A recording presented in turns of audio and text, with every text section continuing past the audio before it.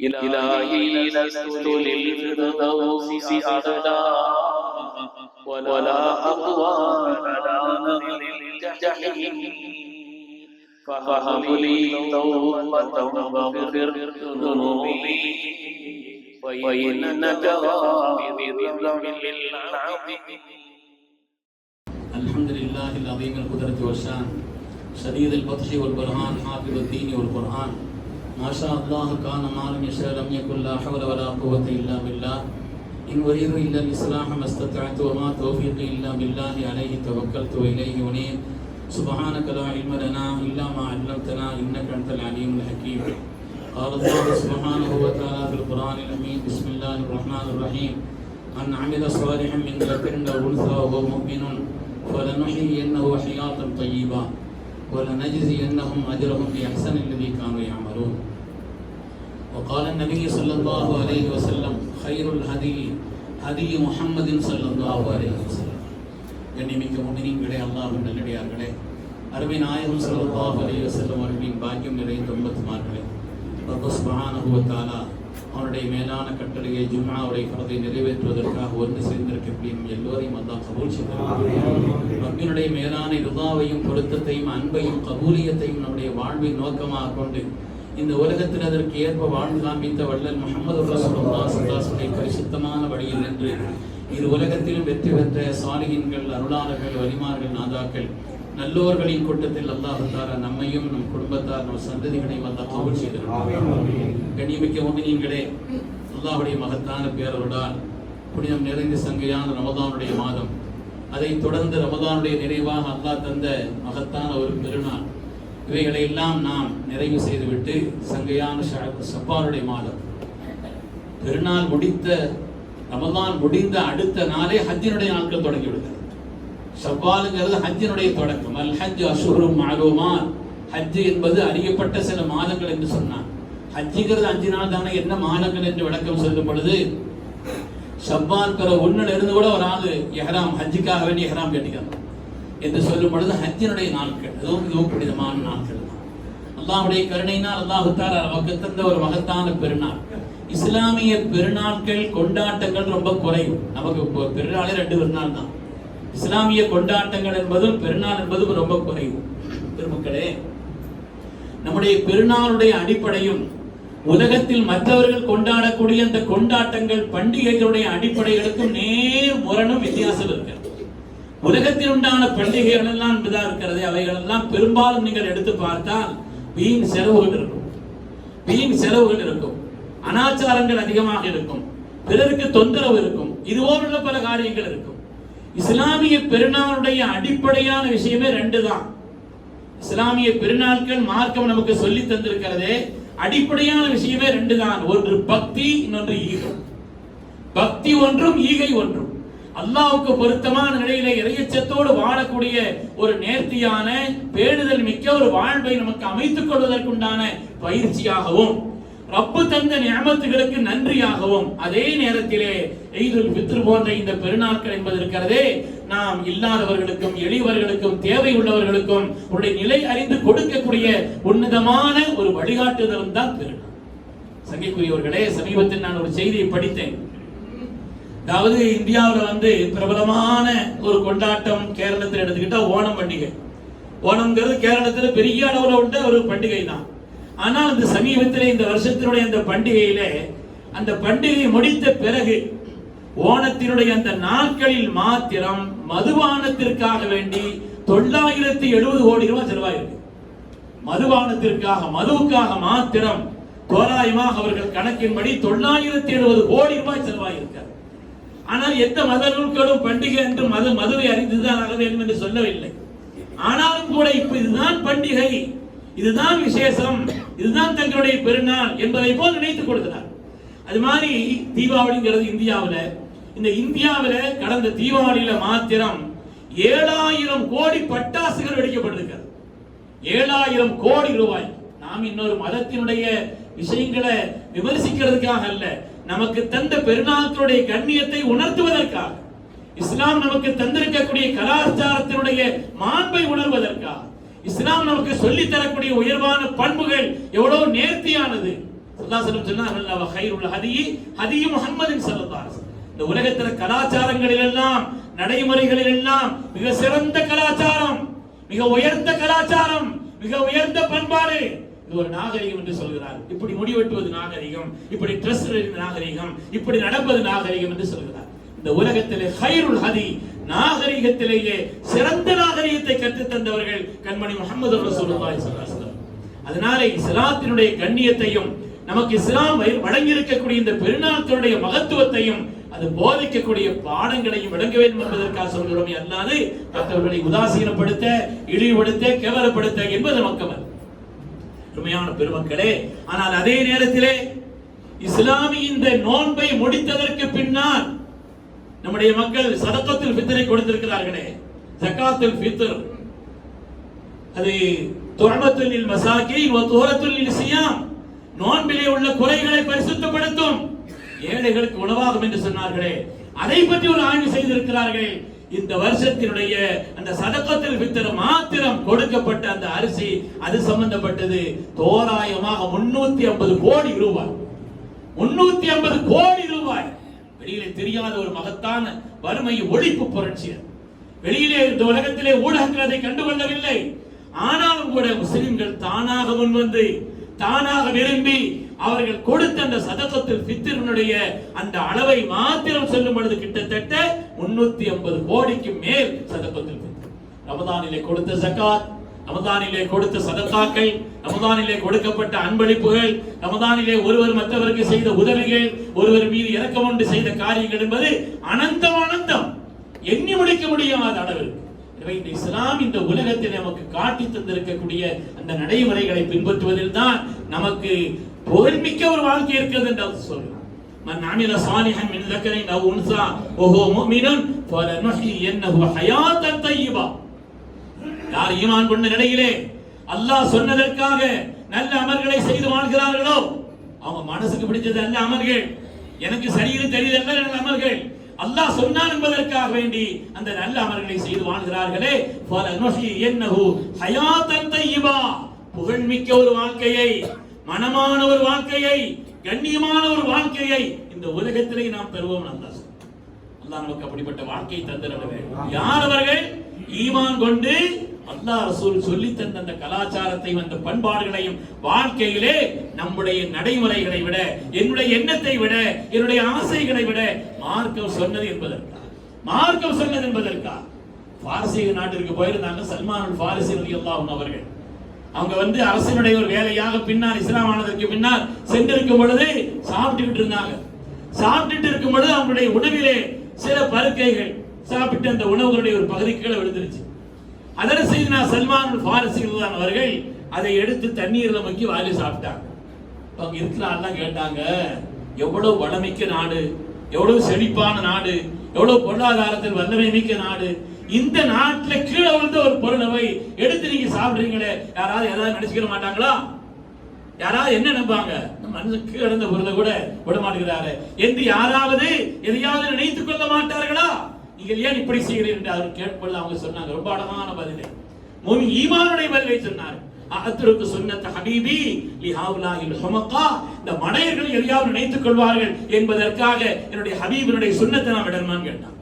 இந்த மடையர்கள் எதையாவது கருதிக் கொள்வார்கள், அவங்க எதையாவது நினைச்சுக்கிறாங்கிறதுக்காக வேண்டி என்னுடைய ஹபீப் கண்மணி முஹம்மது ரசூலுல்லாஹி ஸல்லல்லாஹு அலைஹி வஸல்லம் சொல்லி தந்த, கற்று தந்த அந்த சுன்னத்தை நான் விட வேண்டுமா என்று உண்மையான பெருமக்களே, எனவே எல்லா காலகட்டத்திலும் எல்லா நிலையிலும் நல்ல அமல்களிலேயும் அல்லாஹ் ரசூல் சொல்லி தந்ததை நாம் பின்பற்றுவதில் தான் நிச்சயமாக வெற்றியிருக்கும். இஸ்லாமிய பெருநாட்கள் என்பது மக்களுடைய சிரமங்களை போக்குவதிலே முன்னுரிமை தர வேண்டும். இன்னும் நாம் அதில் பூர்த்தி அடைஞ்சிட்டோம் சொல்லல, இன்னும் நாம் பூர்த்தி அடைந்து விட்டோம் என்று சொல்லவில்லை. கடந்த 2 நாட்களுக்கு முன்னால் நடந்த ஒரு சம்பவம் தான். காஞ்சிபுரம் மாவட்டத்தில் மாடம்பாக்கம் என்ற ஒரு ஊர், ஒரு தாய் தன்னுடைய 2 குழந்தைகள், ஒன்னு 8 வயது, இன்னொன்னு 5 வயசு. 8 வயது பையன் ஒண்ணு, 5 வயசு பொம்பளை பிள்ளை. கடனுடைய தொல்லை, வறுமையினுடைய கஷ்டத்தினாலே 2 பிள்ளையையும் கிணற்றிலே தூக்கி போட்டு ஒரு இஸ்லாமிய பெண் ஷம்சியா என்ற ஒரு பெண் தன்னை தற்கொலை செய்து கொண்டார்.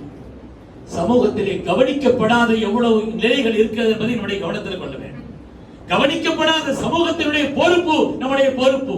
லிசாஹிலி வல் மஹரூம், கேட்பாங்க சில பேர் வாய் விட்டு, அவங்களும் கொடுக்கணும்.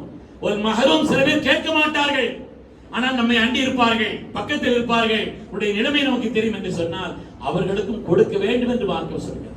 அதுக்கு ஒரு வாரத்துக்கு முன்னால்தான் ஆத்தங்கர் பள்ளியில நம்முடைய இஸ்லாமிய குடும்பம் ஒன்றுதான், அவர்கள் கார்ல பூரா பெட்ரோல் எடுத்து தகப்பனார் ஊத்துறார், அவருடைய தாயார் உள்ளே இருக்கிறார்கள், மனைவி இருக்கிறார்கள், 2 பிள்ளைகள் இருக்கிறார்கள், மேல பூரா பெட்ரோலை ஊத்தி விட்டு காரிலே தீயை பற்றி விட்டு தானும் உள்ளே போய் அமர்ந்து தற்கொலை செய்து கொண்டார். இந்த காட்சி பார்ப்பதற்கு அவ்வளவு கோரம். இந்த 2 பிள்ளைகள் அந்த வெக்கையினுடைய நிறை தாங்க இயலாமல் தாயை பிடித்துக் கொண்டே கருகி போயிருக்கிறார். உண்மையான பெருமக்களை சொல்ல வருவது, இன்னும் நாம் நிறைவடையவில்லை. ஏழ்மையை நீக்குவதற்கும் வறுமையை போக்குவதற்கும் இன்னைக்குள்ள நிலை என்னன்னா, வசதியானவர்கள் வசதியாகிக் கொண்டிருக்கிறார்கள், ஏழைகள் இன்னும் ஏழைகளாகிக் கொண்டிருக்கிறார். இஸ்லாம் அப்படி சொல்லவில்லை. பொருளாதாரம் சுற்றி வர வேண்டும், சுற்றி வர வேண்டும். சக்காத்தின் வழியாய், சதகாவின் வழியாய், கனிமத்தின் வழியாய், அன்பளிப்படியின் வழியாய், அதே போல பல்வேறு நல்ல உதவிகளின் வழியாய் இல்லாதவர்கள் ஏழைகளுக்கு கொடுக்க வேண்டும். நம்மை பாராட்டுபவர்களுக்கு மாத்திரமல்ல, மார்க்கம் எந்த அளவுக்கு உச்சமா சொல்லுதுன்னா, உன்னை வாழ்த்துபவர்களுக்கு மட்டுமல்ல, உன்னை வசைவாடியவர்களுக்கும் கொடுக்கணும். அதில் செய்தனா சித்திக் அக்பர் ரலியல்லாஹு அவர்கள் ஒரு ஏழைக்கு உதவி செய்துட்டே இருந்தாங்க. அவங்களுடைய சொந்தமும் கூட மிஸ்தஹ் ரலியல்லாஹு அவர்கள் ஏழை, அவங்க ரொம்ப கஷ்டப்பட்டவங்க, மாதந்தோறும் வசீஃபா கொடுத்துக்கிட்டே இருந்தாங்க. அவங்களுக்கு உடைய காரியங்களை பொறுப்பேற்று இருந்தார்கள். ஆனால் நம்முடைய தாய் அன்னை ஆயிஷா ரலியல்லாஹு அன்ஹா அவருடைய இட்டுக்கட்டு விஷயத்தில் அவர் ஈடுபட்டு விட்டார். சித்திக் நாயகத்துக்கு வருத்தம்னா அவ்வளவு வருத்தம். ஸல்லல்லாஹு அலைஹி வஸல்லம் அருமையான துணைவியார், உலகத்து மூமின்களுடைய தாய், சித்திக் அக்பர் பெற்றெடுத்த அருமையான பிள்ளை, இப்படி ஒரு காரியம் ஆயிட்டேன்னு சொல்லி அந்த மாசம் கொடுக்கிற தொகையை நிறுத்திட்டாங்க. கொடுக்கிற தொகை யாருக்கும் மறந்து வரும் தானே, யாருக்கும் அப்படி என்ன வரும் தானே, அந்த மாதம் கொடுக்க வேண்டிய தொகையை நிறுத்தினார்கள். அல்லாஹ் ஆயத் இறக்கிட்டான், அலா துஹிப்பூன அன் யக்ஃபிரல்லாஹு லக்கும், அல்லாஹ்வுடைய மன்னிப்பு உங்களுக்கு நீங்க விருப்பம் இல்லையான்னு கேட்டான். அவர்களுக்கு கொடுத்து கொண்ட அந்த ரிஸ்கை நீங்கள் தடுக்கிறீர்களே, அலா துஹிப்பூன அன் யக்ஃபிரல்லாஹு லக்கும், அல்லாஹ்வுடைய மக்ஃபிரத்தை நீங்கள் விரும்பவில்லையா என்று கேட்டான். நம்மை பாராட்டினார்கள், நம்மை கொண்டாடினார்கள் என்பதற்காக, வாழ்த்தினார்கள் என்பதற்காக மாத்திரமல்ல, வசைவாடியவர்களாக இருந்தாலும் கூட அவருடைய ஏழ்மையும் நாம கொடுப்பது அல்லாஹ்வுக்காக. இவர் சலாம் சொல்வாரு, இவர் பாராட்டுவார் என்பதற்காக அது கொடுப்பது அல்லாஹ்வுடைய திருப்திக்காக என்று சொல்லும் பொழுது வெளிநிலைகளை அல்ல, அல்லாஹ்வுடைய திருப்திக்காக கொடுக்கக்கூடிய அந்த ஒரு உயர்ந்த மனப்பான்மையை இஸ்லாம் நமக்கு மார்க்கமாக கற்றுத் தருகிறது. குர்ஆன் ஷரீஃபினுடைய நெடுகள் எடுத்து பார்த்தார், குர்ஆன் ஷரீஃபிலே எடுத்து பார்த்தார். அல்லாஹ் சொல்கிறானே, இந்த தீனை பொய்யாக்கியவர்கள் யார் தெரியுமா? பொய்யாக்கியவர்கள்னா யாரு? ஈமான் கொள்ளாம, யார் மார்க்கத்தை தொழுகை இல்லை அப்படின்னு சொல்லி இப்படி மாதிரி இருந்தவங்க தான் சொல்லுவாங்க, நடப்பாங்க. அல்லாஹ் சொல்கிறான், வலா யஹது வலா தஆமுல் மிஸ்கீன், யார் யார் என்று சொல்லி வரும் பொழுது ஏழைகளுக்கு, தேவை உள்ளவர்களுக்கு அவர்கள் ஏதாவது உணவு கூட கொடுக்க மாட்டார்கள், உணவு கூட கொடுக்க தூண்ட மாட்டார்கள், மற்றவர்களை தூண்ட மாட்டார். நம்முடைய முன்னோர்கள் எல்லாம் ஏதாவது சின்ன விஷயம்னா அவர் 5 பேருக்கு சாப்பாடு விடுற நியத்து வைப்பாங்க, வீட்டுல கூப்பிட்டு கொண்டு கூட வச்சு சாப்பிட வைப்பாங்க. நம்முடைய முன்னோர்கள் எல்லாம் யாராவது ஏழைகள் வந்தால் வீட்டிலே கூப்பிட்டு வந்து அவர்கள் அருகிலே அமர வைத்து சாப்பிட வைப்பார்கள். அந்த அளவுக்கு முன்னோர்களா நம்முடைய நன்மக்கள் இருந்தார். ஆனா இன்னைக்கு ஏழைகளுக்கு உணவளிப்பது என்பது எப்படிப்பட்ட நிலையில் இருக்கிறது? தேவையுள்ளவர்களுக்கு சேர்ந்துகிட்டே இருக்குது, தேவை உள்ளவர்களுக்கு சேர்ந்துகிட்டே இருக்குது, ஆனால் தேவை உள்ளவர்களுக்கு கிடைக்கவில்லை, தேவை இல்லாதவர்களுக்கு சேர்ந்துகிட்டே இருக்கு. இப்படிப்பட்ட ஒரு நிலை. அருமையானவர்களே, மார்க்கம் நமக்கு கற்றுத்தந்த இந்த பெருநாளுடைய நோக்கமே, பெருநாளுடைய நோக்கம் என்பது மார்க்கத்தினுடைய இந்த இது மாத்திரம், இந்த பெருநாள் மாத்திரம் அல்ல. நோம்ப விட்டுட்டீங்களா, இயலாதவர்களா, மிஸ்கின்களுக்கு சாப்பாடு கொடுங்க, அல்லாஹ் சொல்றான். சாப்பாடு கொடுங்க. ஒரு சத்தியத்தை முடிச்சிட்டீங்களா, 10 பேருக்கு சாப்பாடு கொடுங்க. ஒரு சத்திய முறிவா, 10 பேருக்கு சாப்பாடு கொடுங்க. எனவே இயலாதவர்கள், தேவை உள்ளவர்கள், பசி, வறுமை என்பதற்கு அது சாதாரணமானது. வறுமை கொடூரமானது, பசி என்பது கொடூரமானது. நான் ஞாபகப்படுத்தியிருக்கிறேன், கஸஸுல் முஃமினீன் என்ற ஒரு கிதாபில் நான் பார்த்தேன். 2 பேர் மாப்பிள்ளையும் மஞ்சாரி உட்கார்ந்து சாப்பிட்டு இருக்கிறாங்க. வாசல்ல ஒருவர் ஈனமான குரலில், ரொம்ப கஷ்டமான குரலில் தன்னுடைய வறுமையை, பசியை சொல்லி ஒருவர் கேட்கிறார். இந்திய காலமா இல்லை, இப்ப உள்ள காலங்கள் கொஞ்சம் மாறிடுச்சு. இப்ப உள்ள காலங்கள் தான், பழைய காலத்துல எல்லாம் வந்து நம்ம தாடால மிச்சமான எச்சி சோறு இருக்குது, அதுக்கு அடிதறியா இருக்கும், அதையே வாங்கி சொல்ல வச்சு சாப்பிடுவாங்க. இப்ப அது வாங்குறதுக்கு ஆட்கள் இல்லை. அப்படிப்பட்ட நிலை. அது மாதிரி முன்னால் உள்ள ஒரு காலகட்டம், கடுமையான பசியும் தேவையும் இருந்த ஒரு காலகட்டம். ஒரு ஆள் வாசல்ல வந்து யாசகம் கேட்டு நிற்கிறார். கணவன் மனைவி சாப்பிட்டு இருக்கிறாங்க. கணவன் மனைவி சாப்பிட்டு இருக்கிறாங்க. அந்த பெண்மணி அவர் ஒரு ஈனமான ரொம்ப கஷ்டமான குரலில் தன்னுடைய வறுமையை சொல்கிறார், பசியை சொல்கிறார் சொல்லி கொஞ்சம் உணவு எடுத்துட்டு போறார். அந்த நேரத்திலே ஒரு சொல்றார், உட்காருமா, சாப்பிட்டு இருக்கிறோம், பிறகு பாத்துக்கிறோம், இங்க இல்லைன்னா வேற எங்கேயா கிடைக்கும், நீ போ அப்படின்னு சொல்லி விரட்டி போக வேணாலும் உட்கார வச்சுட்டார்.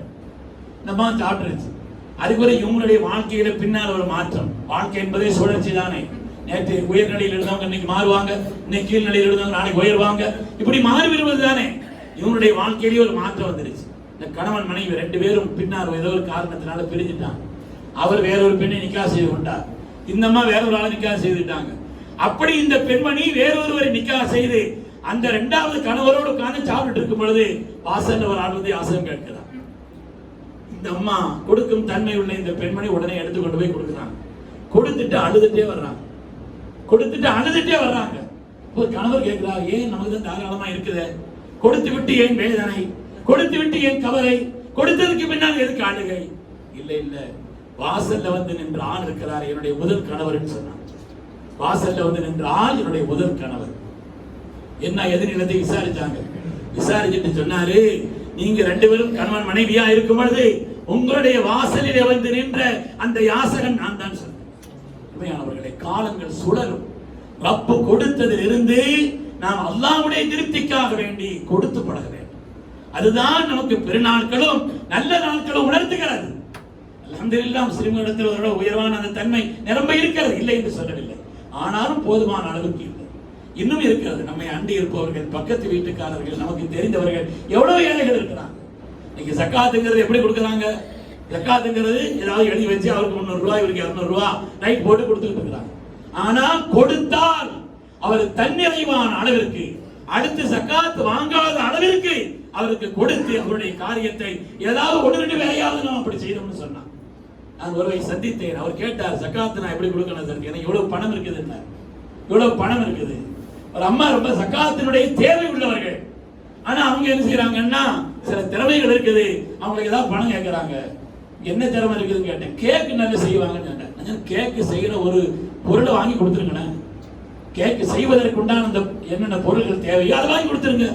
அவர் சொன்னார், நான் அப்படி கொடுத்தேன். அதற்கு பிறகு அந்த பெண்ணினுடைய வாழ்க்கையில இனிமே நான் யார்ட்டையும் கேட்க மாட்டேன், நான் பிறருக்கு கொடுக்கும் நிலையில் ஆகுவேன் என்று அந்த பெண்மணி முன் வந்து அதை சொன்னார். அருமையானவர்களே, அதனால ஜகாத்தினுடைய நோக்கமே 10 வருட காலம் ஒரு ஊரில், ஒரு பகுதியில், ஒரு நாட்டில் முறையான ஜகாத் கொடுக்கப்பட்டால் 10 வருஷம் தான். ஜகாத் வாங்குறவங்க யாருமே இருக்க மாட்டாங்க. இஸ்லாம் அவ்வளவு பெரிய ஒரு வறுமை ஒழிப்பு புரட்சி திட்டத்தை ஜகாத்தின் வழியாக சொல்லி காண்பிக்கிறோம். ஆனா நம்ம அதை விளங்கவில்லை, அதனுடைய நிலைகளை நாம் விளங்கவில்லை. அருமையானவர்களே, அதனாலே பெருநாட்களுடைய நோக்கமும் நல்ல நாட்களுடைய நோக்கமும் நமக்கு கொஞ்சம் கொஞ்சமா இன்னைக்கு வேற வேற கலாச்சாரங்கள் வருது, வீண் செலவுகள் வருது, பட்டாசுகள் கூடுது. அதனாலதான் ஜமாத்துல் உலமா இந்த சகர் சம்பந்தப்பட்ட ஒரு அறிக்கையை கூட ஜமாத்துல் உலமா வெளியிட்டுச்சு. பல ஊர்களில் இன்னைக்கு ஜமாத்தில் என்னன்னு சொன்னா, சகர் சாப்பாடு போடுவது அவங்க மஹல்லாவுடைய பெருமையை போல் கருதி கொண்டிருக்கிறார். சென்னை போன்ற இடங்களில் எல்லாம் அங்க அப்படி போட்டாங்களா நாம பிரியாணி போடுவோம், இவங்க இப்படி போட்டாங்களா நாம ஆட்டுக்கறி போடுவோம், நம்ம அப்படி செய்வோம், இன்னொரு கூட்டு வைப்போம் என்றெல்லாம். பெருமைக்கு இதில் என்ன வேலை இருக்குது? சகர் உணவு என்பது ஒரு பரக்கத்தான உணவு, ஒரு பரக்கத்தான உணவு, குடும்பத்தோடு சேர்ந்து அமர்ந்து செய்ய வேண்டிய உன்னதமான ஒரு உணவு. ரொம்ப தேவையான இடங்கள் சிலது இருக்குது, இல்லைன்னு சொல்லல, தேவையான இடங்கள். இங்க மாணவர் வெளியூர்ல இருந்து சமீபத்தில் தென்காசி பக்கத்துல இஸ்லாமான இந்த ராமத்தினர் இருக்கிறது அல்லவா, அங்கே ஒரு காலேஜ், அங்கே படிக்கக்கூடிய மாணவர்கள் அங்கே கிட்டத்தட்ட 120 பேருக்கு மேல படிக்கிறார்கள். வெளி ஊர்களில் இருந்தும் ஸ்டேட்ல இருந்தும் நம்முடைய மாணவர்கள் நோன்பு வைக்க வேண்டும். ஆனால் ஒரு கிறிஸ்தவ காலேஜ், 2 காலேஜ் இருக்குது. அங்கே படிப்பவர்களுக்கு சகர் செய்வதற்குண்டான ஏற்பாடு செய்யணும்னு நேரடியாக ஒரு ஆளை போய் விசாரிக்க சொன்னோம். பார்த்துட்டு வந்தாங்க. உண்மைதான் சார், அப்படிப்பட்ட நிலை. அந்த 120 பேருக்கும் சேர்ந்து அந்த பொறுப்பாளர்களுக்கு உணவு ஏற்பாடு செய்து கொடுக்கப்பட்டது. அதில் இல்லை என்று சொல்லல, தேவையான இடங்களில் செய்யலாம். ஆனால் ஆடம்பரத்திற்காய், வீண் செலவிற்காய் பல பேரிடத்திலே வசூல் பண்ணி அந்த கலாச்சாரம் நம்ம தெருக்கல்ல கொஞ்சம் கொஞ்சமா கூட்டிக்கிட்டு வருது, தெருக்களை கூடிக்கொண்டு வருகிறது. பெருமக்களே, இஸ்லாம் சொல்லி தந்த கலாச்சாரம் தான் உயர்ந்த கலாச்சாரம். இதுல ஒன்றும் பெருமைக்கு வேலையெல்லாம் இல்லை, இதுல பெருமைக்கு வேலை ஒன்றும் இல்லை. மார்க்கம் இதை சொல்லித் தருகிறதோ, இஸ்லாம் இதை சொல்லித் தருகிறதோ, சையதுனா உமர் இப்னு கத்தாப் ரலியல்லாஹு அன்ஹு அவர்கள், உமர் ரலியல்லாஹு தஆலா அவர்கள் ஜனாதிபதியா இருக்கிறாங்க. அந்த நேரத்திலே பைத்துல் முகத்தஸை எதிர்த்து ஒரு பெரிய கூட்டம் அபூ உபைதா தலைமையில் போயிருந்துச்சு. அவங்க வெற்றி பெற்று பைத்துல் முகத்தஸுடைய சாவியை கொடுக்கணுமானா ஜனாதிபதிங்க வரணும்னு சொன்னாங்க. ஜனாதிபதிக்கு வர வேண்டும். அபூ உபைதா சொன்னாங்க, நான் ஜனாதிபதி தகவல் சொல்கிறேன். உமர் தான் சொன்னாங்க, நான் வருகின்ற காரணத்தினால் யுத்தம் இல்லாமல் சண்டை இல்லாமல் சமாதானமான முறையிலே பைத்துல் முகத்தஸ் நம்முடைய கைக்கு வருமானால் தாராளமான வரேன். அங்கிருந்து புறப்பட்டார்கள். ஒரு வாகனம், பணியாளர் ஒருவர், 2 பேரும் மாறி மாறி வர்றாங்க. பணியாளர் சொன்னாங்க, நீங்க கொஞ்ச நேரம் வாகனத்தில் இருக்கணும், நானும் நடந்து வருவேன். அப்புறம் நான் வாகனத்தில் இருப்பேன், நீங்க நடந்து வரணும். மாறி மாறி மாறி வருகிறார்கள். பைத்துல் முகத்தஸுடைய அருகிலே வந்தால் அந்த ஷிஃப்ட் எப்படின்னு சொன்னா அமீருல் முஃமினீன் நடக்கணும், பணியாளர் மேல இருக்கணும். பணியாளர் மேல இருக்க வேண்டிய நேரம், ஏன்னா இவங்க ரொம்ப நேரம் நடந்துட்டு வந்துட்டார், அதனால அவர் மேல இருக்க வேண்டிய நேரம். இந்த நேரத்தில் அபூ உபைதா தான் சொன்னார், தளபதி சொன்னார்கள், நாம பக்கத்தில் நெருங்கிட்டோம், அதனால உயர்ந்த ஆடை அணிந்து கொள்ளுங்கள், உயர்ந்த ஆடை. அது மாதிரி நீங்க வாகனத்தில் வாங்க, அதை கொண்டுதான் கண்ணியம் சொன்னாங்க. உமர் தான் ஒரு வாசகம் சொன்னார்கள், இஸ்லாமிய வரலாற்றிலே வைர வரிகள் பெருமக்களே, இன்னா குன்னா அதல்ல கௌமின், இந்த உலகத்தில் நாம் அற்பர்களாக இருந்தோம், மற்றவர்களால் கேவலமாக மதிக்கப்படக்கூடிய நிலையிலே மதிக்கப்படாமல் கேவலமாக கருதப்பட்டு வந்தோம். இன்னா குன்னா அதல்ல கௌமின் ஃபஅஸனல்லாஹு பில் இஸ்லாம், இஸ்லாம் என்ற ஒன்றை கொண்டு அல்லாஹ் நம்மை கண்ணியப்படுத்தினார். இஸ்லாத்தின் வழியாகத்தான் நமக்கு கண்ணியம். ஃபமஹமா நத்லுபுல் இஸ்ஸ பிகைரி மா அஸனல்லாஹ், அல்லாஹ் தந்த அந்த கண்ணியத்தை விட்டுவிட்டு இதுதான் கண்ணியம் இதுதான் கண்ணியம் என்று கண்ணியத்தை வேறு வழியில் தேடுவோம் என்றால் அதல்ல அல்லாஹ் நம்மளை கேவலப்படுத்தினான்னு சொன்னார். அதனால அந்த முறைப்படி அவர்கள் வாகனத்தில் இருக்கட்டும், நான் இந்த ஆணைகள் தான் வருவேன் என்று சொல்லி உமர் தான் போனாங்க.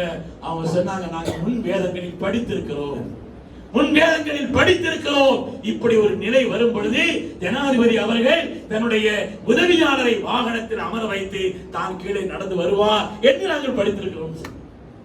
அதனால மார்க்கம் சொல்லி தரக்கூடிய அந்த கண்ணியம், அந்த கலாச்சாரம், அந்த பண்பாடு, இவைகள் தான் என்றைக்கும் நமக்கு வெற்றியையும் உலகத்திலேயும் புகழ்மிக்க வாழ்க்கையையும் ஆகிரத்திலே உன்னதமான கூலியையும் தரும் என்பதிலே சந்தேகமே இல்லை.